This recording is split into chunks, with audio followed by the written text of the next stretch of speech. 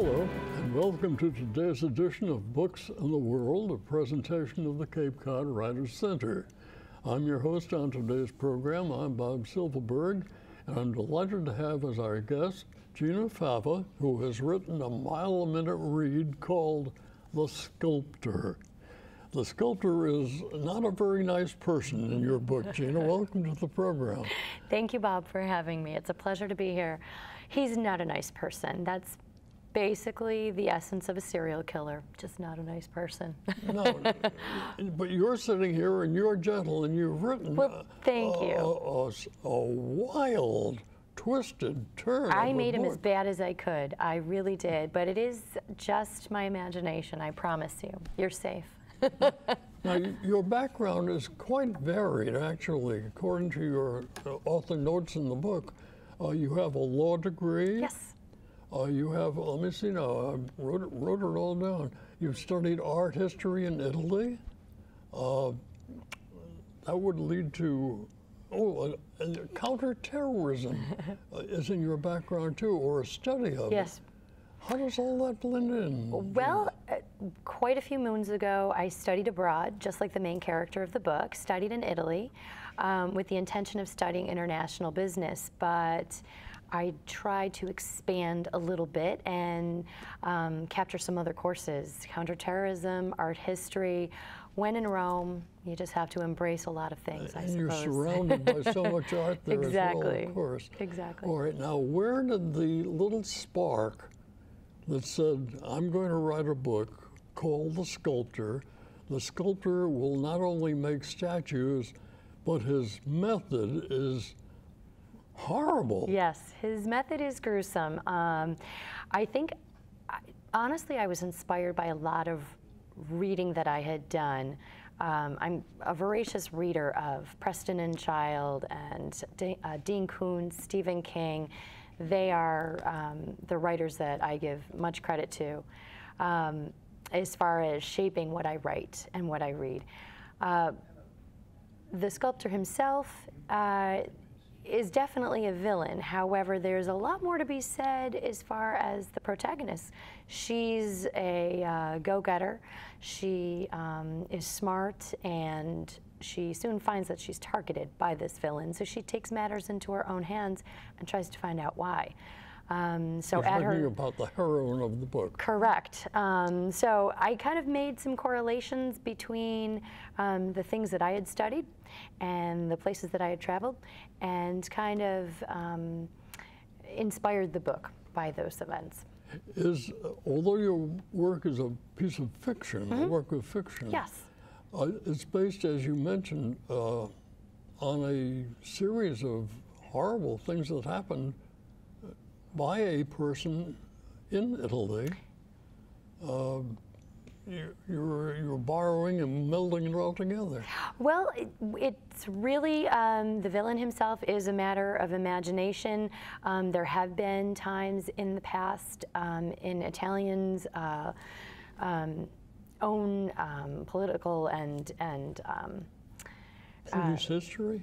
Basically, their police history of other villains, other serial killers that have existed. So they were an inspiration to draw from, but it was a story that was inspired by true events as far as the romance side goes, and I thought that the tale to be woven together, they intermingled well. All right. Now, you're a lady who's the heroine of the book, is what, Mara Silvestri? Mara Silvestri, yes. Have you've used her in another story, haven't you? She is the very first. I have written another book called The Race, which is more of an action thriller, but she has not poked her head into that series yet. You never know, in the future she might. You're keeping her as a standby heroine. I would not say no to it, because I enjoyed writing about her. From the feedback I've had and the reviews I've had that have been very positive, I think people really embraced her as a heroine, so I would definitely bring her back. She's a rather loose character. She's just a forward person. She's not afraid of much. She likes to get herself out there. When she found out she was targeted, she wanted to take matters in her own hand, as I said, and find out why. And when she did investigate on her own, she found out that she had a family history that was just as tangled as the web she found herself in now. I've got to ask you, you know, the phrase, an author writes what the author knows. Mm-hmm. You haven't put yourself in such a situation. Knock on wood, I've never found myself in such peril before, which is good. That's a relief. I like to think I don't know any serial killers. You never know, but I like to think I don't know any. But again, it all comes from those who've gone before me who have written so well, from reading stories on the news that are current events, and just kind of emulating the best and just letting my creativity run wild. Yeah, your imagination just zoomed. Thank you. I like a fast-paced book, and I think a reader does too. It makes it exciting to read too. Thank you. The phrase that so overwarns you don't want to put the book down. I appreciate that. But you want to. In the Sculptor, you want to see what can happen next and what is happening. Yeah, those are the types of books that I like to read. Twists and turns, and a lot of cliffhangers on the way to the very end. Now, as you see, I put a couple of tabs here on the book, and they were almost at the beginning. Here, just there. Let me go back a half a page here, and the bad guy has cornered rather physically against the young lady in the story, and he has she's in a tough Some spot. peril. Yeah, he's in charge, and he has beaten her with a ski pole because she is in a skiing situation, and he puts down the ski pole and she feels better. And to read from Gina's book, she exhaled, sweet relief swept through her. Now, if only he had moved that ski boot away from her forearm. Instead, he thrust his hand over his shoulder as if to pull an arrow from a quiver. He rummaged through his backpack again, and from it, he unleashed a long, metallic, pointed skewer. No, not a skewer, a chisel. Oh, God, please, no, she whimpered. He removed the ski mask from his face. Abigail, the lady, said, "You?" He raised the chisel high above his head and smiled, "None other." And that's within the first 10 pages of the book. Yes. Hopefully that will hook you in. I was hooked.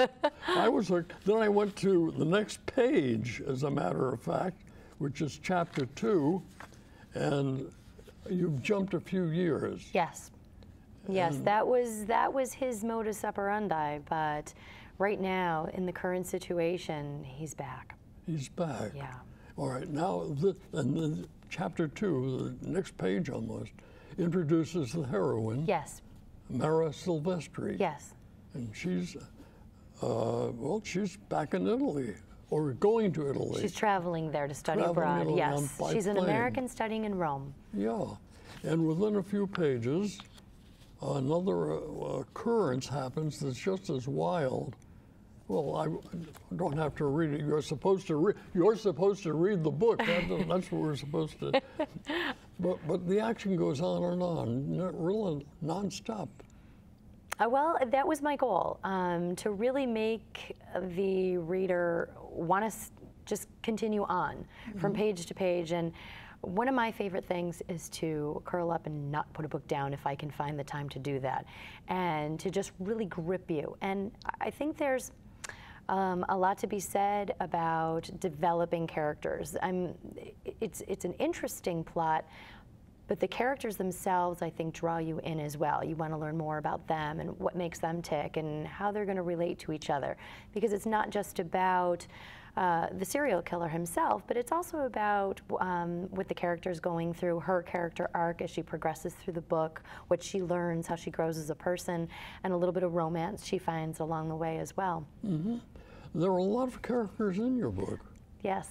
And you weave them in and out. They're crossing paths all the time. Well, it's important to throw a lot of suspects at you to really keep you guessing through the book as well. How do you keep track of your suspects? Or do you have pasted notes all over the place? I honestly do. If I don't write it down, it's gone out of my head. So I keep track with a storyboard. I keep track on my computer.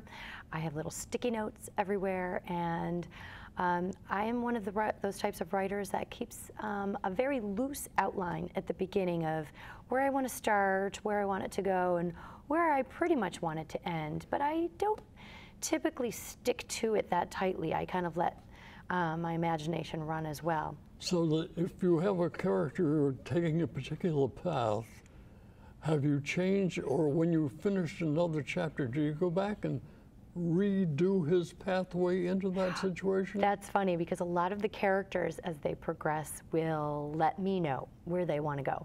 And so I have adjusted based on where I think the character really needs to be at that given time, or if he needs to be in a better place as the story goes along. Yeah, so as I've mentioned with other authors here, and they tell me too, that the character is making the author redo some of their thoughts. The characters come very alive to you as an author. It's very surreal. They pop off the page and they jump into your head and they start telling you where they want to go, and they bring some really interesting ideas to the table. But that's, I think, one of the reasons that I can't say goodbye to some of my characters. That's why both of my books, the Sculptor included, I really find that a series is the direction that I'd like to take her, because I want to see what other adventures she gets herself into. Ah, and she's going to tell you. She's going to let me know. Now, we're only talking about with this one book, The Sculptor, but your plans for writing more. Your heroine, Mara Silvestri, has she sent you ideas, or have you created ideas about where she's going to go and what's going to happen? I have thought of many places where I'd like for her to travel next. Not necessarily with the Sculptor, but on other adventures. She's joined in with the police force that she worked with, and with the romantic entanglement she encountered that really have a future for her in other books in that line. I have written another book series where she might actually poke her head in there as well, because I enjoy writing in Italy. The setting is a very juicy setting with a lot of story to tell, so I like bringing them back there. They're typically Americans who find themselves in Italy with a lot of things to encounter. All right, now, Rome University shows up in the book. Yes. There is a Rome University. There's an American University of Rome, and I changed a lot of the names to protect the innocent, but there really is a university, and I highly recommend anyone heading there and enjoying anything that you can learn there. Evidently, you can learn a lot aside from school work activity in the university, the American University of Rome. I believe it's a well-rounded experience. Yeah. Yes. That's a gentle phrase to say it's a playground school, or at least parts of it are. It seems that way because your characters seem to enjoy themselves there. They do. I think it's a very serious professional school that's accredited and has degrees, but at the same time they want their students having fun. They want them thinking outside the box. That's why my characters find themselves on field trips just like we did. And that's, I think, really what brings a lot of development to the characters of the book, and a lot of development to the settings and to the scenes as well. And you cast suspicion on many of your people in the book. Yeah, not just students, but professors as well. Anyone's game. Everyone is included. Exactly. Yeah, but and you make the reader really suspect this one, and they say, well, after a few pages, no, maybe not that one, but certainly that one. Right. And it keeps going. I love my readers. I have very interested and very heartwarming readers. They do not hesitate to let me know, to send me an email or something like that on Facebook. Social media is a wonderful thing because I can connect. with readers. And they will not hesitate to let me know something that's affected them. And that's what makes me happy as a writer, is that once I've written something, they let me know when something has affected them, whether it's the romantic angle, or I've scared them a little bit, or they're puzzled by part of the mystery, and they like to let me know, and I love to get that feedback. All right, now it's a very fast-paced book, The Sculptor, Gina. As a reader, as an author, are you a fast writer? Does the dialogue, does the situation come zooming right off the end of your pen or your keyboard? That's a great question. I feel that there are not enough hours in the day. I am not a traditional typist. I am on the computer, but I have to use my 2 index fingers. That's just who I am. And I just keep tapping away like a bird until a scene is written, and I can't step away until that scene is written, and then one scene follows another. And my family knows that once I get behind that computer to start a new book, give me a month, and I'm typically not I'm a bit frazzled and a little out of touch with reality because I've been stuck in my book for that long. The revision process is another story. I can kind of come and go and set it down and go back and tweak and things like that until it's just right and it says what I want it to say. Well, writing so fast and writing so quickly, yes, and so many characters, do you end up with a great amount of book that has to be brought back down? That's a great question. I do, in my revision, unfortunately, have to trim a lot and kill a few scenes, but I've never deleted scenes. They're always sitting there simmering somewhere in my computer in a file, because you never know when you can use a really juicy scene somewhere else down the line.